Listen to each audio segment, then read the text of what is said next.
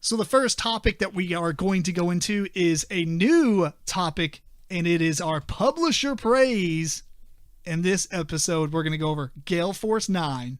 So I had this idea that I thought it would be cool because I was looking at a lot of the games that I have, and I have a lot of games from the same companies. And I was like, man, I really like that company. And one that I saw first was Gale Force 9. You know, because they have, well, also because I just bought the Spartacus expansion that I didn't have. And it prompted me to think, you know, man, I really like their games. So we should talk about them. So we're gonna praise Gale Force 9 here and kind of go over some of the stuff we really like about the company. First off, they make some awesome games. I don't think they have any games right now. The only two we haven't played, I think, is Homeland and the Doctor Who game.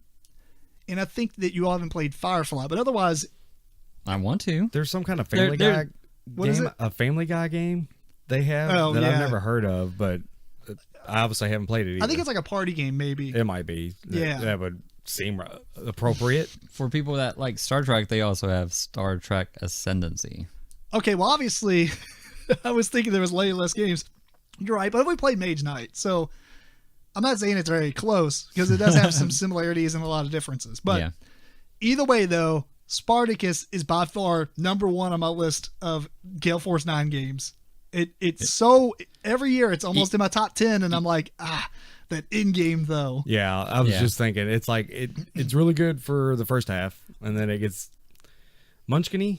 Yeah. It seems like it's really it's like 99%. It's whoever hits the last influence point, and then everything's like fists go flying and stuff. And I'm like, whoa! You want to be a close second. Yeah, let that first player get all the brunt, and then have the way to sneak into first. Right. Yeah, I don't know. I really like this. We need to play some Firefly because you guys got to try that out. Yeah, I'm about pick up and deliver. I believe that's the kind of game it is, right? Yeah, it is. Sorry, I heard a weird noise coming from something. Yeah. Yeah, it's like pick up and deliver. You have like these orders kind of deal, and you fly around the galaxy to go to different places, and then you end up going somewhere to complete it. Right. Yeah. So that's pretty good. The WWE game I thought was all right. Yeah. I think it would be better if we didn't play teams and we just played one-on-one. Right. What was the other game that I was going to... Oh, Sons of Anarchy. Sons of Anarchy. Talk about it. If we have a top 5, I'm surprised I like this game as much as I did. Right. That would probably be on there. Yeah. And Tyrants. Yeah. Oh, Tyrants of the Underdark. Yeah. Actually, I have that listed on here. I don't know why I'm acting surprised. Tyrants of the Underdark, man. That is... Which I actually didn't even know until I looked them up. I didn't even know it was from them. Oh, really? Yeah. Man, yeah. Tyrants of the Underdark is probably one of the games I'm going to buy the expansions. Yeah. We don't play it as much. I kind of wish it had like a 5th player. For some reason, I feel like having the option for a 5th player allows us to get the game to the table a lot more. Right. 4 players, it's kind of like you have to make sure you have to take a head count beforehand. Yeah. But yeah, you know what though? And we can bounce back and forth on these games if you want, but I want to talk about one thing that like I don't think you guys would really be interested in, but the Gale Force 9 hobby accessories is phenomenal. This is the whole reason I like Gale Force 9 even before they started making games. Because I remember when they came out with Spartacus and I was like, whoa, they're starting to make games now? Because I was always buying the one thing that I feel like is even better than Spartacus. It was their glue, wasn't it? Is their glue. Oh, really? Their glue is so awesome. It's like liquid glass. Yeah, I was with Tim. He got really excited about some glue one time. Yeah. Yeah. It's like the only product I've ever left a review for was their glue. I was like typing on their website, yeah, this is the best glue I've ever... Because like hobby glue is like super glue, right? Mm-hmm. Certain super glues just are terrible. Certain super glues work. They're okay. But this super glue is literally like liquid glass. When it dries, it's like exactly how you left it. If that makes sense. Like the consistency. It doesn't expand or... Right. I mean, you know, if you got an old bottle like I do right now, that it's a little bit worse to work with. But I mean, that's like 5 years old. Mm-hmm. So I've got newer bottles that are still sealed. But man, every time you bust up on a new glue bottle, I've glued hundreds of models with this stuff. It is so good. It is way better than all the other super glue out there. They make all kinds of other hobby stuff like their clippers and their little rods and stuff. They just have a vast amount. And their terrain, their pre-painted terrain. I've got some of the War Machine terrain that's out of print now. That stuff is phenomenal. So is that how they started prior to getting into board games? They did a lot of the hobbyist items. Yeah, I don't know their beginning, but when I found out about them, it was, they're making a lot of accessories for hobby miniature games and the hobby accessories and stuff. I mean, they got, I use a Gale Force 9 X-Acto blade. Oh. You know, like all kinds of my stuff is Gale Force 9. Oh.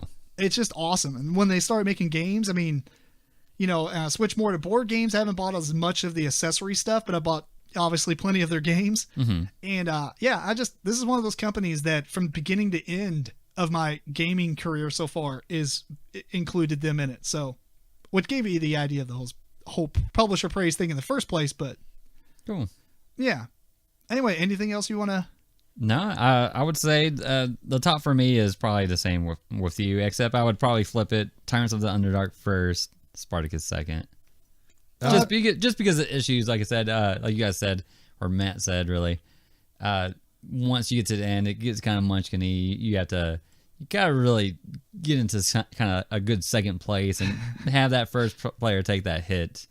Yeah, I think Tyrants is definitely the better game, but I think Spartacus for me is so fun to play. It is fun. Like I like the gameplay better in Spartacus, but yeah, the ending. If you had to rate the games, I would probably put Tyrants above the Spartacus for sure. Okay. You know, all I can say about them actually, though, I think the biggest thing to praise them on is even if they come out with a game that's not like super, super high tier, or you might think is super, super awesome, they always envelop the theme of whatever they're trying to encompass like very well. You know, we're not big WWE fans, but playing the game, you felt like you were wrestling. I mean, it felt like you was grabbing dudes and doing stuff with them. And the biggest surprise, like you said, was the Sons of Anarchy game. We might not have watched the series, but we could kind of get the feel of the series. We felt like we were living the series, playing the game. Your little biker gangs going to these different areas. Yeah, it just all totally made sense. So if anything, if they put out a game that is your theme, I would recommend picking it up because it's probably done justice. That's a very fair point to bring up. Is with most companies, you're like, no offense, if Cryptozoic says they're announcing a game from an IP, right? You're like, why did they have to get that IP? Right. You know what I'm saying? But like, if Gale Force 9 gets an IP, I don't even care what it is. I feel like they're going to make a quality game. Well, you know, I guess the comparison is Cryptozoic buys 10 a year, whereas Gale Force might get 1 or 2. And they're probably very selective in picking stuff that they want to develop a game for. Exactly. Yeah. So it's they have more time to give. They don't give just pump it out, right? Or put. They don't do like some companies and just paste that theme on to something that they already have. Mm-hmm. Yeah, like the whole Cerberus system. Right. Yeah. No, every game is completely different. Now that you bring it up, that's a good point. So. Right. Yeah. I mean, they got different mechanisms for everything. You know, like Firefly, Pick Up, Deliver. Spartacus, like a miniature combat game with like a little bit of resource management. Right. Tyrants is a deck builder with dudes on a map. Dudes on the map. Yeah, I like their combination of stuff going on, dude. I really like it. And I'm actually, you know, the fact that I'm not even a Doctor Who fan and I just want to try out the game because it's Gale Force 9. Right. You know, and obviously Star Trek is probably a lot lower on my list to try, mostly because I already know that it's kind of based off the Mage Knight board game. But you can see that would probably fit. I'm sure it's going to fit phenomenal. It's just that it has awesome reviews on it. Yeah. Oh yeah. I keep reading it too. I mean, but the time length is one of those things where it's like, yeah, you're probably going to want an IP that interests you whenever you play a game like that. So yeah. I'm looking forward to what they get next. Like Eric got me the Homeland board game. Have you seen Homeland? I've never watched it. Yeah. No. I read some of the rules. I didn't finish the rules because I realized that we weren't going to have the right amount of players for it or whatever. And it's pretty interesting. So I'm looking forward to playing that as well. But I promise we will get Firefly to the table at some point soon. Right. Because have you finished that, Eric? No, I haven't finished it yet. Have you watched it? The first 2 episodes. Oh, the same thing as last time. Right. Eric.